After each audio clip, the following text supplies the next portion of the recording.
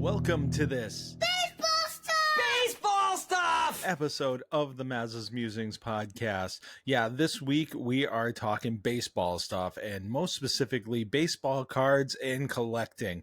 We have Scott Greene, who is one of the organizers of the 413 Card Show, who is going to be talking all about that upcoming event in October, and just a lot about the hobby, how he got into it, some of his observations of the way that it's grown. And it's just a fun kind of walk down memory lane for me, because I mean, I was a big baseball card collector for a good part of my early life. I kind of, phased out of it as I got a little bit older.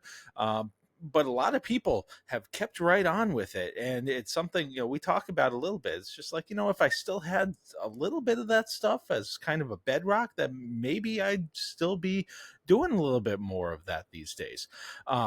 But either way, whether you are a collector or, you're looking for a walk down memory lane, this is going to be a fun conversation. And you know what else is a lot of fun? Having a good laugh.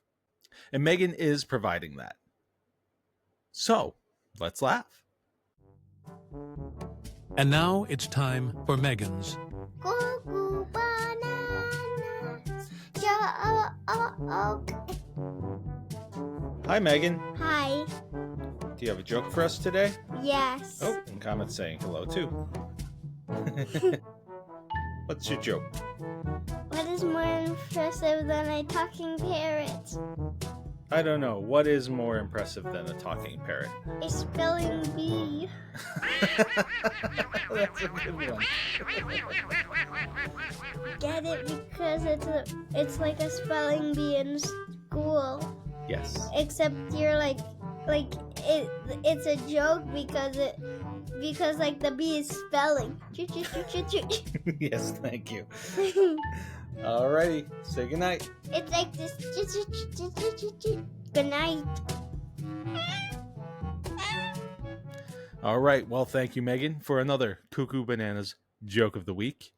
Now, I gotta say, the past couple of weeks, there's just been some great synergy between this podcast and the universe, because some really appropriate news has come out of Disney with relation to the things that we've been talking about on the podcast. Last week, we had something related to the new Muppets special that's going to be on, when we were talking with Brian J. Jones about the Muppets. And this week, we have some collectibles and card-related news from Disney when we're talking about cards and collectibles this week. So, let's get into this week's Maza's Mickey Minute. Donald, wake up! It's showtime! Don't forget the orchestra! Ah, there you are. And just in time.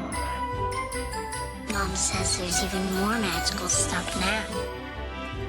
For those of you standing, please hold on to the handrails throughout our journey and stay clear of the doors. Hang on to them hats and glasses, cause this here's the wildest ride in the wilderness. And here we go!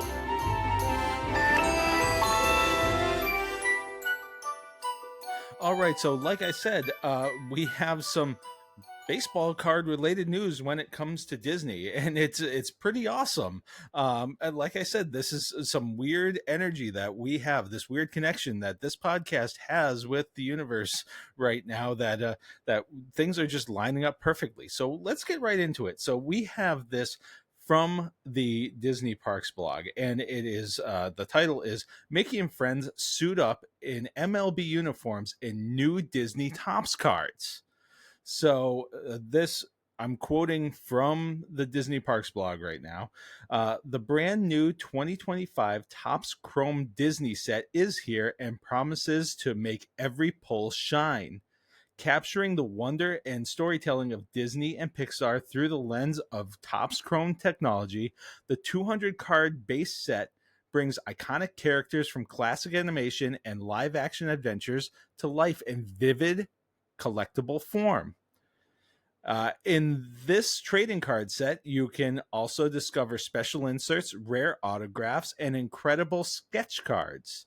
Every pack is full of surprises. From Queen Elsa to Captain Jack Sparrow, you might just find your tops picks waiting inside.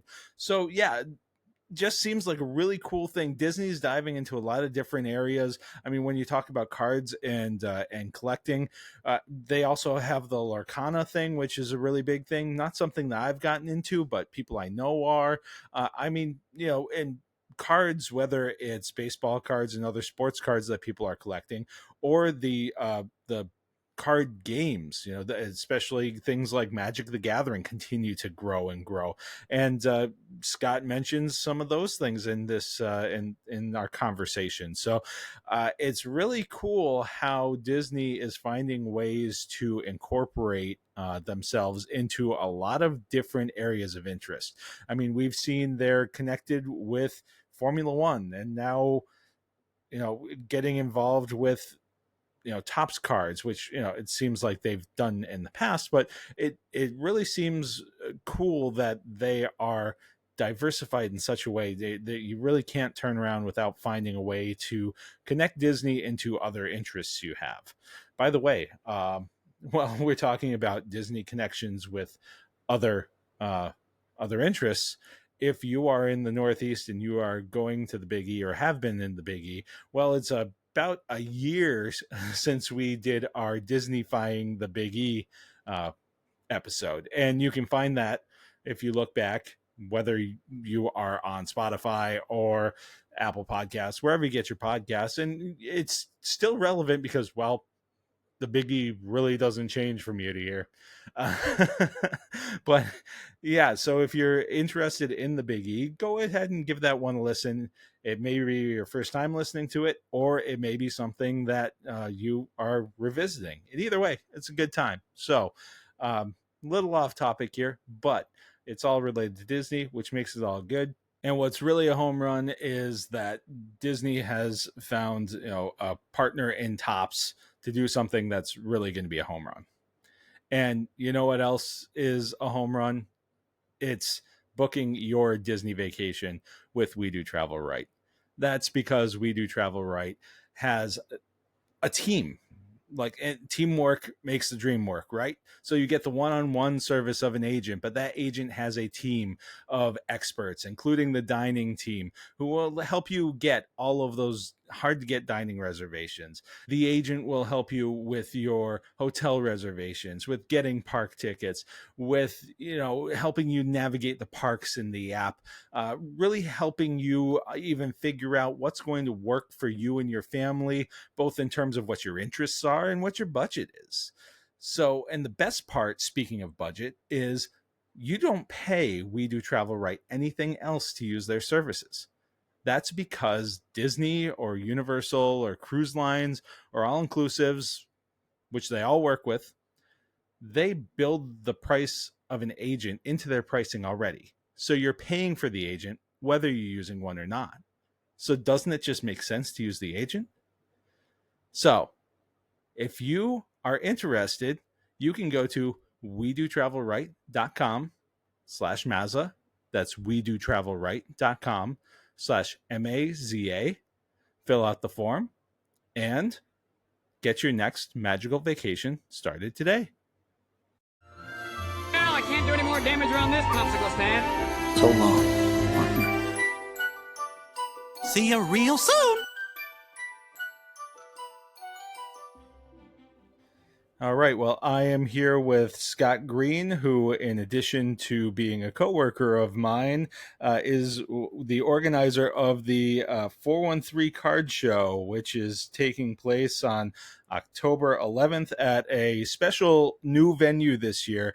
And I'll let him talk more about that. But before we get into the specifics of the card show, which is a really big event for this area here in Western Massachusetts, Scott, would you like to introduce yourself and kind of just tell us a little bit about how you've gotten involved with creating the 413 Card Show? Sure. Thanks for having me on, Chris. Always appreciate the chance to talk to the community about my love for the hobby and baseball cards specifically, and how we have grown the 413 card show. I got into the hobby and collecting baseball cards myself when I was 7 years old, and I'm not going to give the exact year or date when that was, but my dad would bring me down to the local convenience store on Sunday mornings when he bought the Boston Sunday Globe, and imagine that at that time a pack of cigarettes each Sunday, and they would have some Topps baseball cards in the store, and we'd each get a pack and go home and open them up, and I just started to really love the game. I was playing it as a little kid myself. I was watching Red Sox games in the late 70s, and so I just thought that this thing I could collect and have the different players on a piece of cardboard and see their statistics was really cool. So I started to gravitate toward the hobby more and more. I was collecting cards, building the sets, and I did so really until I went to college, building the sets every year. Had a little break during my college years and coming out of college. But in the early 2000s, I got back into the hobby kind of around the same time that I was getting married and starting a family. But I went back and I filled in some of the years in the sets that I didn't have. And it's really grown totally different in the last decade or so, almost the last 10, 20 years with the eBay boom than it was when I was a little kid growing up. But I run a baseball website on the side. It's called Prospects 1500. It looks at ranking every team's organization of players in their pipeline and prospects in the system. I've done a lot of fantasy and dynasty league baseball. So knowing all of these prospects and building the website has really kept me involved with the game and the hobby itself. And I started doing some breaks where you open packs and boxes and cases of cards online, and people buy into those breaks and you ship them the cards. I was doing that a little before COVID and then more during COVID, and it's continued. And I do all this on the side because, as you know, as a colleague of yours, we have our full-time job. So all of this is nights and weekends and the time that we can fill in for fun.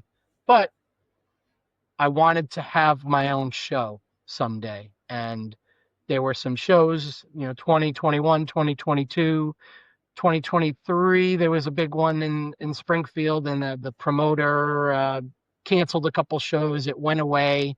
A friend of mine and I said, you know what? Maybe we can try and do this on our own. Let's start something on our own. So we did. And it was early 2024 when we started the 413 card show in Chicopee, and it was a smaller show. And now, almost 2 years later, we're going to be at the Mass Mutual Center with 200 tables. That's pretty amazing. Yeah, I mean, I would say when I was a kid, I was big into collecting baseball cards. I would have the binders filled with them. I actually used to organize them by team, and then for each team by position, and then I would rank them in order of like either their batting average or ERA, depending on. so I had my own system for how to do this, and I had the subscription to Beckett, and and it was something my dad was into too, and we shared that. And much like you, I was in it for a while, even probably a little earlier than college for me. I started phasing it out. But I held on to those cards for a long, long time. I finally ended up having to get rid of them at one point. It sounds like you held on to a lot of yours. I was living in small apartments where I just didn't have the space, so there were some things that I had to make choices on. And there are times when I look back and I'm just like, man, I wish I still had that stuff. I think that honestly would have, if I had something to build off of, probably would have, kept me more interested as I got older. But it was always something that was, I feel like that was a really, typical American boy kind of thing to do. We used to ride our bikes down to, like convenience store on the corner that had, a corner with baseball cards, and we'd get the packs and everything. So, I think that your story and my story is one that's really common, and maybe that's why you mentioned the eBay boom, but maybe that nostalgia on top of everything else is one of the things that keeps this thing churning forward, and really has had the interest in collecting and trading cards. Has had it boom the way that it has over the past 10-15 years. Yeah, I think you're absolutely right.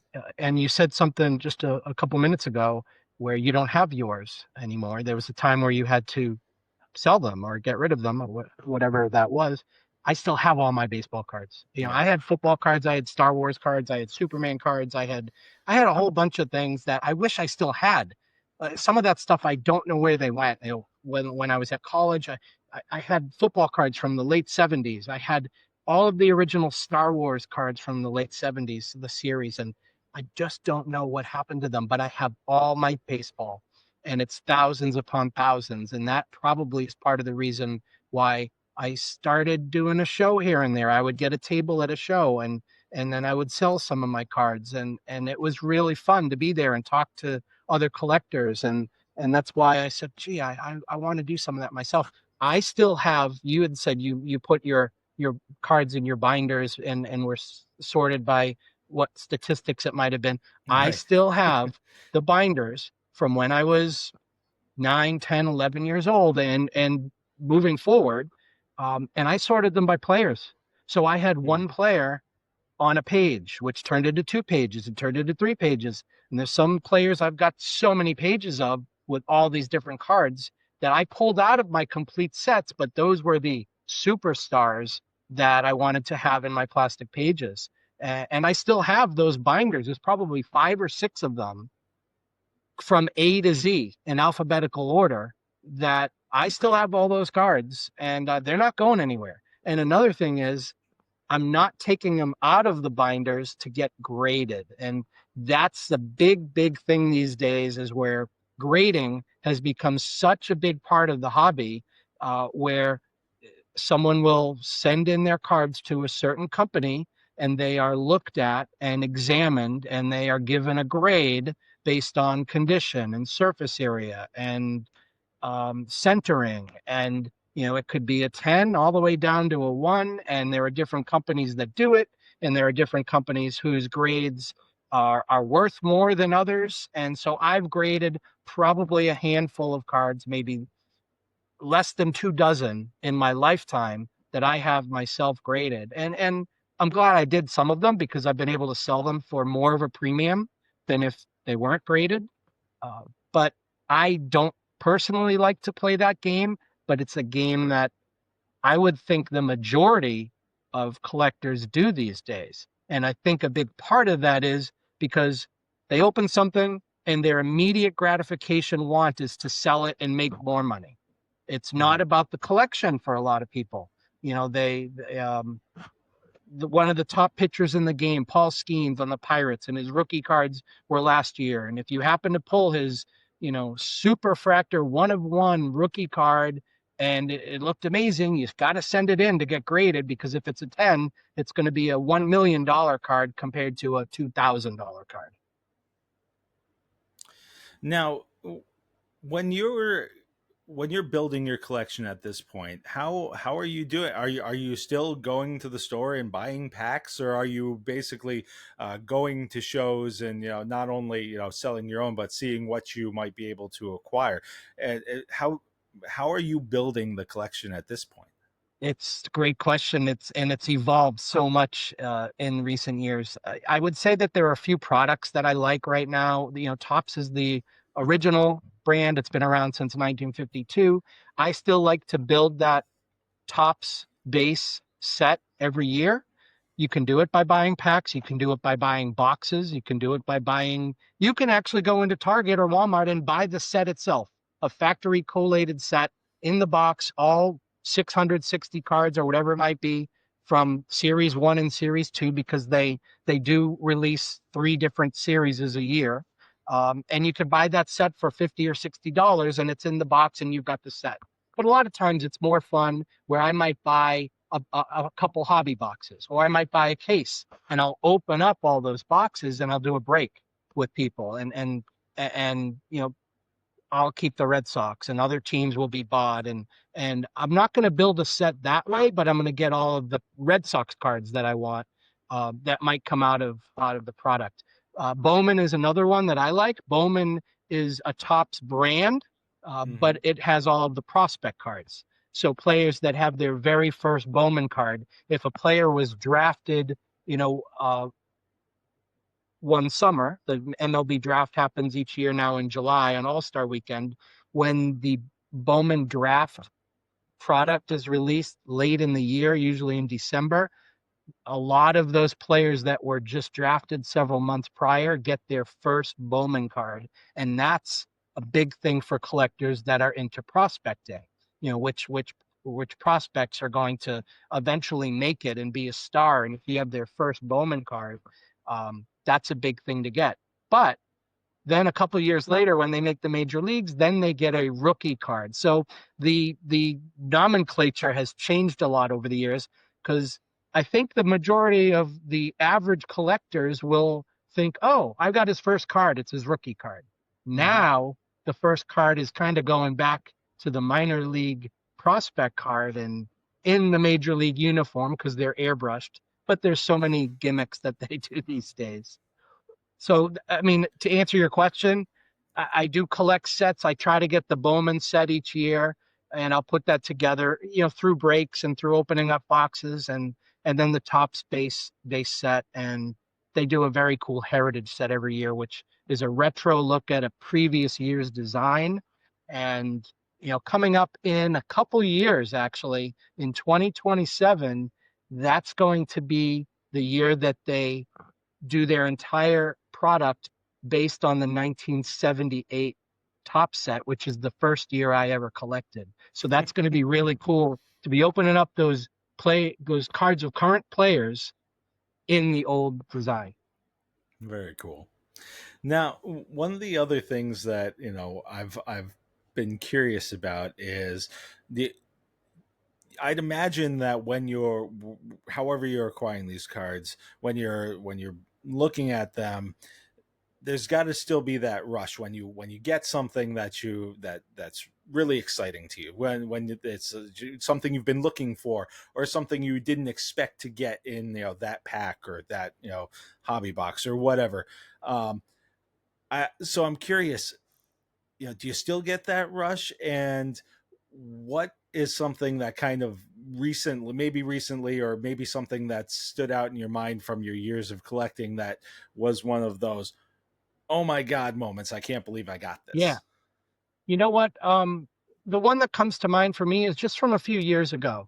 And, some people will know of one of the Red Sox rookies this year, Marcelo Meyer. He was hurt and he missed, the last, few months of the season. But he was their top prospect in the system, just going back a couple of years, and back to when he was drafted a couple of years ago.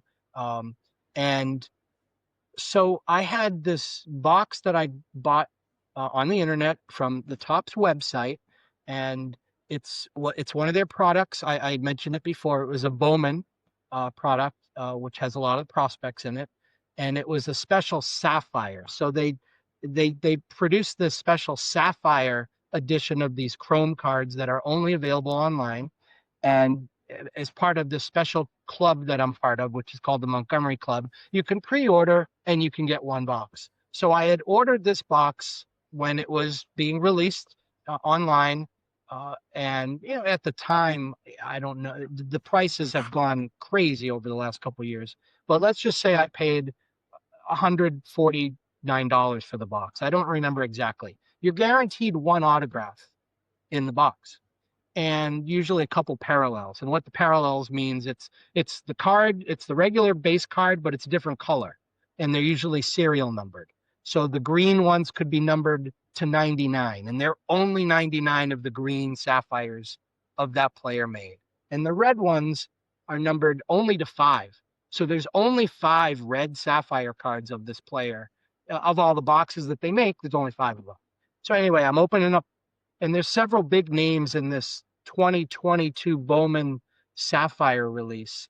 and I wasn't getting any of the big names, the big prospect names from the draft that had happened the year before.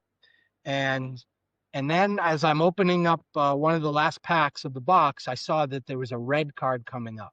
So I'm like, all right, very cool. I know this is going to be numbered to 5.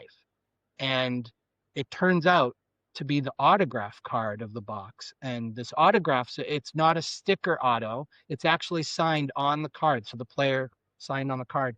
It was Marcelo Meyer, not his very first Bowman, which would have been amazing. That had come out a few months prior in the 2021 draft release. This was the next product, 2022 Bowman, that was probably around April or May of 2022.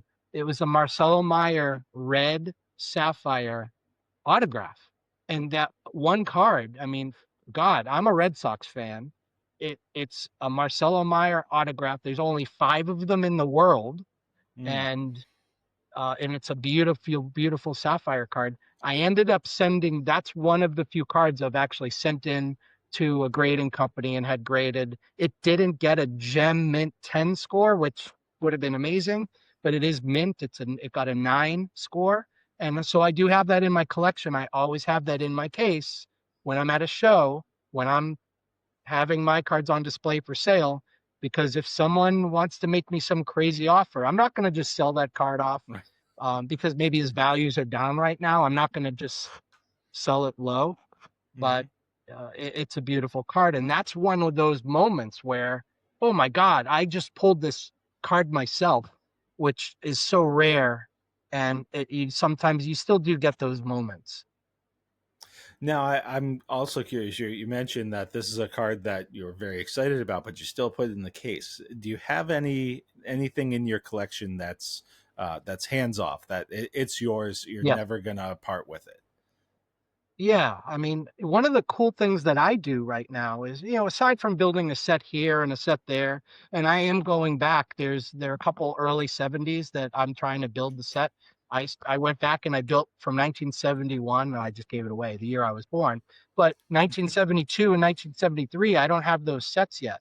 So I'm working on building the 1972 set over time. And I'm not just going on to eBay and buying the cards that I need. I'll look at shows and I'll go up to dealers that have old vintage cards and I'll look through their 1972s to see if they have ones that I need. So it's a long, slow process, which as I get older, it's kind of cool to do over time. But something that I started doing a few years back is, and it might have been during COVID, it was just, what's something fun I can do? I started collecting cards that are serial numbered 03/10, 03 of 10, and that's my birthday, March 10th. So all these cards, they're very rare. There's only 10 of them in the world, whichever it might be. Some of them are red colored and some are purple. It depends on the product, but they're limited to the parallel that has only 10 of them, and I have the one that has 03 of it. So some of my hobby friends know that I collect 03 of 10 cards, and they shoot me, listings where they find them on eBay. Or another guy that I know who lives in South Carolina, and he's part of my hobby group, and he runs a show himself. He just sent me a photo of a card that he picked up at a local show, and it's a I don't even remember the player. It was like, not Cal Ripken. It's some, not a Red Sox player, not someone that I collect, but it's an 03 of 10 card of this player, and it's limited. It's very cool. And I said, yeah, definitely, I'm going to trade you something for that. So those cards, my 03 of 10 cards are off limits. Those are mine. I've got some Carl Yastrzemski, David Ortiz autos. Those aren't going anywhere. Those are for my own personal collection. Now, for those who are looking to build their own collection, or maybe I don't know if you have any spaces left at the show, but if anybody wants to, show their collection or maybe sell some of their cards, let's talk a little bit about the upcoming show, the 413 card show. It's been a couple of years now, and you started out at the Chickabee Castle of Knights, if I'm remembering correctly. Is that correct? How this all started? Just talk a little bit about how it's grown and where, how we ended up at the Mass Mutual Center, which is a a beautiful building in downtown Springfield, and it's going to be taking place on a very special, cool night for the city of Springfield. Yeah. So as you said, we started in Chicopee, Castle of Knights, a great function hall. It's a beautiful room. We started off in one half of the function hall. We took half the space. We had 55 tables. This was the first time we were ever doing it.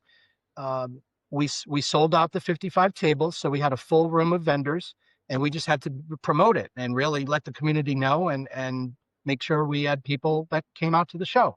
And we got a snowstorm. So there were not a lot of foot traffic that day. A lot of people thought the show was canceled, and we never canceled it. We moved the time. I think we moved the time up a little bit to get it in a little earlier, but it wasn't a great turnout. The vendors were happy. Everything seemed to go well. So we said, we're going to do this in April. We did it on April 13th of last year, which was 413 on 413, which was kind of cool. We had the full function hall. We had 110 tables. And we had over 600 people come out, and it was a great show, and the parking lot was filled. And so that was our plan, to go spring and fall, and then see how it goes from there. It's just not something I'm able to do monthly right now. One good friend of mine, his name is Shane. He's the co-promoter. So the two of us are in charge of the show. We're half and half. We're partners. He's a great guy, and we have a good product. So we did it again in October of 24. Same thing, 110 tables. Great show, 600 or 650 people, very, very happy. The vendors liked it. So we started planning for 2025. And at the time that I reserved the Castle of Knights for April of 2025, we were looking ahead to see where we might be able to move if we wanted to grow. And there were not a lot of options in our neck of the woods. We were looking at some other venues that were potentially big enough and could work with us. Might have even been a little bit less of a cost on our end. But after the April show, we had almost 1,000 people that came through Chicopee. The parking was a little more challenging. They had lost some space in their parking lot due to a Dunkin' Donuts that had been built. With a lot of the cards that people have on display, you really need to have good lighting. And so they have some older chandeliers, and I would say the lighting there is like an 8.5 or 9, but you really want it to be a 10. So we said, listen, we want to move, we want to grow. And so we were able to sign an agreement with the Mass Mutual Center, and we're going to have one of the exhibition halls. So on Saturday, October 11th, from 9 to 3, the 413 card show will be in Exhibition Hall B at the Mass Mutual Center. We have 200 tables. We have about 110 vendors, 200 tables, because some vendors will have one table, some have 3 or 4. It's a mix. We have a majority of the vendors are sports card dealers, from baseball to football to basketball to hockey to soccer. Then we've got a really good amount of Pokemon and TCG, which stands for trading card games. That is really, really growing and exploding over the last couple of years, of all ages. This is not just kids. This is from kids up to older adults that are collecting and selling Pokemon. And it is sold out, Chris. I cannot tell you that I have any table space available right now. We have a waiting list, right? It's probably 6 or 7 people deep that are hoping for cancellations where I could squeeze more people in. But I am going to reach out to the Mass Mutual Center over the next week or so just to see if they can we squeeze in any more tables. But as it is, we're going to have about 193 in the hall, which I think is their max, and 7 or 8 out in the pre-function area, in the lobby area, in the Mass Mutual Center there before you walk into the hall. Tickets are going to be at the door only, so people can just walk in. It's only $5 admission for adults, and kids 12 and under are free. And that's a really good deal, because if you go to some of these other larger card shows that are in Massachusetts and Connecticut, There are shows at Mohegan Sun. There are shows in Central Mass. A lot of these shows you're paying 10, 15, even $20 admission. So just $5 on our part to get in, it's a really good deal. We have door prizes every hour. I do need to thank WEEI Sports Radio and WMAS and Reminder Publishing are our media partners. The Springfield Thunderbirds and the Worcester Red Sox are proud partners of ours. And as you said, it's a special day in downtown Springfield because that night is opening night for the Springfield Thunderbirds. They do have a preseason game the weekend before, but that night, the 11th, is their first regular season opening night. They're having a block party outside the Mass Mutual Center from 3 to 5. So our show's from 9 to 3, and then you've got the block party starting right after that. Could be a little bit of a hassle for our vendors loading out with all the traffic that's going to be downtown, but we're going to work around it. If I can do a shameless plug, if you go to our 413 Card Show social medias on Facebook, Twitter, X, or Instagram, we have a special exclusive offer from the Thunderbirds for people that want to go to opening night, and we've got discounted tickets with links through our social media only, which is pretty cool. $27 tickets for only $20. So I'm going to be down in Springfield for the whole day that day, which I'm excited about. But yeah, we're hoping to have a big crowd, 200 tables. It's going to be amazing. We have a special guest, Travis Best, who is from the Springfield area. He went to Springfield Central.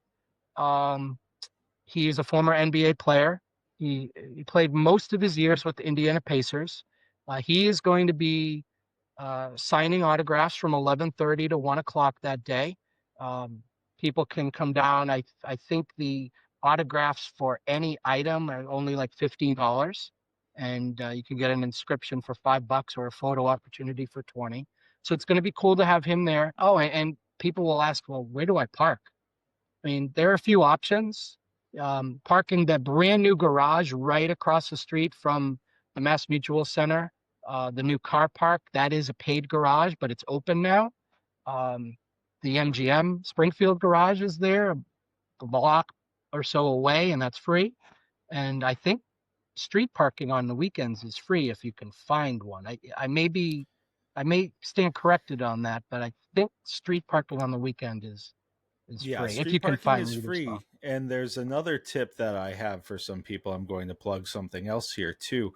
On game days for the Springfield Thunderbirds, if you park in the Tower Square garage and you stop by White Lion Brewing for a beverage or a snack or something like that, they validate.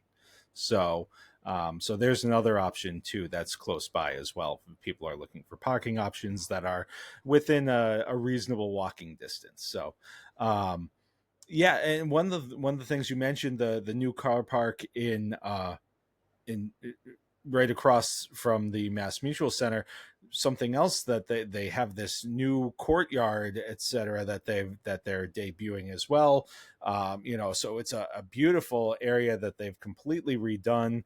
There's, like you mentioned, the block party. It's going to be an awesome, really, really great vibe downtown between the card show, the pregame festivities, and then of course the game. So if folks are looking for a great way to spend an afternoon and evening, and it doesn't get much better than going down, seeing some cards, maybe buying a thing or two, getting an autograph, going to a block party, and then watching some hockey. So it sounds like a great, and watching a hockey that, oh, by the way, you can get a discounted ticket for. So I think overall, this is a win all the way around. I saw that, I think they call that area the landing across from the Mass Mutual Center coming out of the new garage. I was there just last week for the WWE Monday Night Raw and John Cena's last appearance, and they had the pre-event activities and their trailers with merchandise and food vendors out there in that area. It's so nice, really cool area. Yeah, that'll be pretty cool to have that going on right after our card show happens. All right. So, if people are looking for more information about the card show, I know that you said that. Actually, before we get to that, one other question that I had is you said that the tickets are at the door.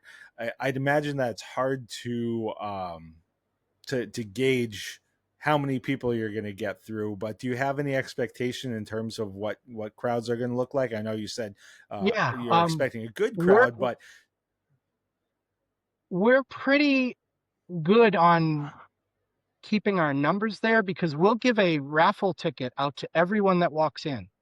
And that way we know, all right, our ticket numbers started at 103 and then we ended up, at whatever number, then we can tell how many people have walked through. And selling them for $5 a piece, we're only getting that money for admission from adults.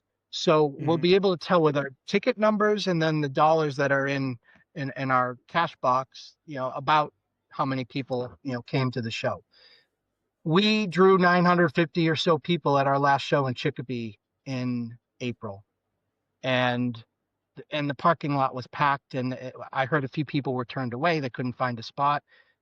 Anyone will be able to come. I think we're looking for somewhere around 1,000 people, maybe a little bit more. I hope we get slammed and we get more than that, but it's going to be a good crowd. But I will tell people to come early. For a show, most card shows that I've gone to over the last couple of years, whether it's a huge show or just a smaller, community show, things will tend to die down towards the last hour and a half to 2 hours of the show. In this case, probably after 12:30, 1 o'clock, things will die down. Sometimes vendors get a little, antsy and they want to start packing up and people aren't coming through. They're not making sales. Why am I going to sit here for the last hour? Well, one is because I asked you to, and you, said you were going to be a vendor and the hours are 9 to 3, but you never know. There might be vendors that leave their table and walk around and see other vendors. That does happen. But if someone's coming to the show, anyone in the public is welcome. Come early. And the concession stands are going to be open, so there's going to be plenty of food and drink for people to partake in there. I know the staff does a great job there. We're going to have giveaways every hour. Our probably my favorite giveaway is going to be the first hour. So our show opens up at 9 o'clock, and then at 10 o'clock we're going to do our first giveaway, and it's going to be $50 cash to use at the show at any vendor's table. And that's one of the best prizes that we'll do. We'll also do Worcester Red Sox tickets, Springfield Thunderbirds tickets. I think that Sports Radio WEEI is going to have Patriots tickets to give away. Don't quote me on that, but they usually have something really, really cool, or it might be Red Sox tickets for 2026. But, those giveaways happen every hour. We'll be making announcements. And, and if someone is interested in being a vendor, I would really recommend that they reach out to us through our socials, or they can email us at the413cardshow@gmail.com, and we can put them on the waiting list, and we will have another show, and it's probably going to be in April of 2026. Now, you mentioned how to contact you, but if people are looking to get a little bit more information, or if they were listening to the podcast in the car or something like that, and they think that they heard something but they wanted to double check on it, how can they find more information and some of the details that they might have missed here or there? You can go on to Facebook and just search the 413 Card Show. And the show is based in Springfield. So I don't know that there are any other 413 card shows out there. So the one that they find will probably be us. We have an event page, and we have our own, not a business page, but our show page. It has all the details. Again, we're also 413 Card Show on Instagram and on Twitter.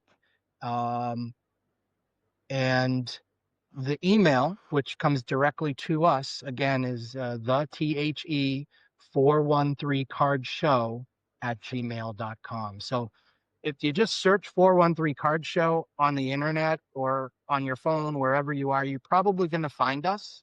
I'm going to be on Mass Appeal promoting the show, which is 22 News, the local NBC affiliate here in Springfield, on October 6th. I think that's the Monday before the show. And we've got, you might see the ad in our Reminder Publishing publications where we're hopefully hearing the commercial on the WMAS and WEI radio channels. So we're out there, and we really hope to see some new people that maybe haven't thought about their collections in years. I still, every single show, get people that come up to me, oh, I've got these cards that have been sitting around. How much are they worth? What can we do with them? And my best recommendation is come to the show, walk around, talk to the vendors and the dealers, and some people will be able to help, some won't, but you could get a lot of good information and feedback.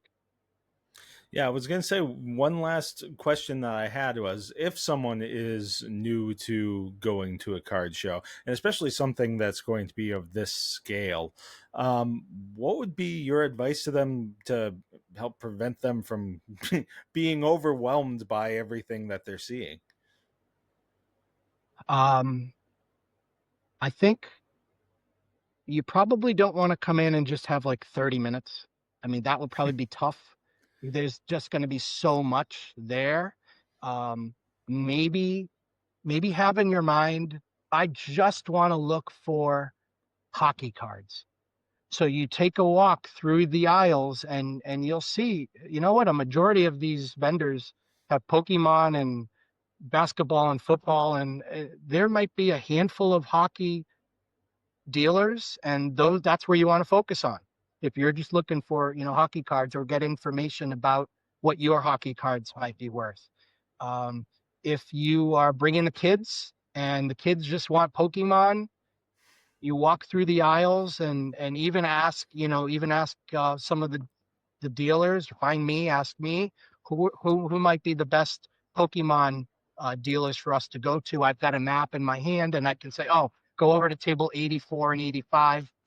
They're one of the Pokemon collectors that's been with us since the beginning of 2024. They have an amazing collection. So to not get overwhelmed, have in mind what you might be looking for, whether it's a product itself or whether it's information about something you have, and kind of take your time to do that. And the last thing I'll say is, if you want to bring stuff, that's okay. There are kids that will bring their own little briefcases of cards that they've got graded, and they think they own the show. And they'll walk up to any table, hey, are you buying? Well, I'm the one that bought the table to sell my stuff. Are you buying? That's what I want to say sometimes to these kids. But they will look to make deals. And there are a lot of vendors that will make trades, and they will be buying. I have dealers that are set up there with signs at their table that say we're buying, because a lot of times they want to be buying to bring in new inventory, because they aren't doing just my show. They might be doing 5 shows a month all over New England. And so they're trying to build their inventory. Some of these places actually have their own brick and mortar stores. So they want to add more inventory, and they will buy from kids, from adults that walk around that have things that they want. So I would say to anyone that wants to come, take your time, maybe bring some things that you'd like to get value on, and see if you could get ideas for what it might sell for. Some people might want to buy it. All right. Well, hey, Scott, thanks very much for taking the time. This is a blast. Sounds like you have a great event set up for October 11th. And I encourage everybody to head on down to downtown Springfield in the Mass Mutual Center. Anything else you'd like to add before we sign off? No, I want to thank our media sponsors, Reminder and WEI and WMAS. I want to thank the Thunderbirds and the Woo Sox for being partners. Our next big card show, 413 card show after October 11th, will most likely be in April. We don't know. Hopefully, it'll be at the Mass Mutual Center again. We're waiting to see how this one goes. But there may be something during the Thunderbird season at the arena, maybe not during a Thunderbirds game, but maybe before a game. They're trying to talk us into doing a show there in the arena, not in the exhibition hall. So keep an eye out. Stay tuned. There might be information about something like that comes down the pike. Like this past summer, we worked with the Hartford Yard Goats, and we did a show in Hartford at the ballpark, which was the Goat card show in partnership with the 413 card show. And it was great. We're at the ballpark outside. And so there might be something coming down the pike for sometime this winter with the game, but stay tuned. Thank you for having me on. This has been a lot of fun. Oh, thanks for coming on, and thanks for that little teaser there. Stay tuned, everybody. All right, thanks a lot, Scott. Well, thanks for joining me for this episode, and thank you to Scott for joining me. This sounds like it's going to be a great event, and it was great, just talking a little bit about something that honestly was a big hobby of mine when I was younger. And as I said, I kind of fell out of it, but it's still something that's really intriguing to me. I'm very interested anytime that he's talking with me about, I'm doing this or I found this. It's still something that's really cool to me. So I'm glad that he took the time. This also sounds like it's going to be an awesome event. So if you are in the Northeast and if you are in the Springfield area, I recommend looking at this show. It's going to be a great day. You can check out some cards. You can go to a block party and then catch a hockey game, which is very, very cool. Hats off to the Springfield Thunderbirds, who are the AHL affiliate for the St. Louis Blues. They put on a really great product. So, whether you are a diehard fan of hockey or you are just, somebody who enjoys some fun entertainment, there's something for everybody with relation to Thunderbirds games. So, with all of that said, I hope that you are having fun listening to this podcast. And if you are, the best way to support us and to help the community we're trying to build grow is word of mouth. Telling your friends, telling your family that you've found a great podcast and that they should listen to. Beyond that, if you wanted to leave us a rating or a review on your favorite podcatcher, that's also a big help to us because it helps bump us up in the algorithms that these different podcatchers use to make podcasts more visible. So your 5 stars or thumbs up, whatever it is, really helps us gain more visibility. And if you are interested in learning more about the podcast or connecting with us, either to give us some feedback or if you have an idea for a podcast or want to come on the podcast, we'd love for you to reach out. You can do that mostly on social media. We're on most social media platforms. We're at the Maza's Musings Podcast on Facebook. We have Maza's Musings Pod on Instagram, Threads, and hashtag always Twitter. We also have a YouTube page, so be sure to subscribe there. We also have TikTok at Maza's Musings Podcast, and we do have a Blue Sky. So pretty much whatever you use, you can probably find us. Some of those we're a little more active on than others, but I do try to make the rounds. And one more way that you can contact us or learn more is to visit our website, which is mazasmusings.wordpress.com. And while you're there, you can find past episodes. We've got pretty much all of them are there that you can find. You can learn more about me and this podcast. There's a little write-up there. And you can sign up for our newsletter.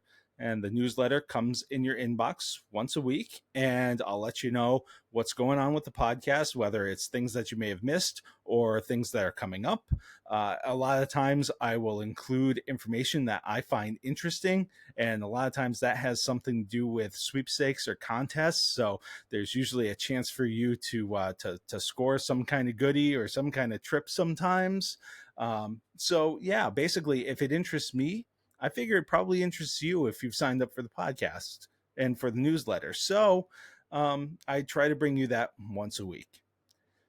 And if you're looking to step up your support even just a little bit more on the website, you can find the link to Buy Us a Blue Milk. And buying us a blue milk is just a small, obligation-free way to support us with some of the monetary costs that go in to putting this podcast together. And whether you are buying us a blue milk or if it's your first time listening to the podcast and everything in between, however you are supporting us, I greatly appreciate it. And as always, I hope you have a great weekend and a great week.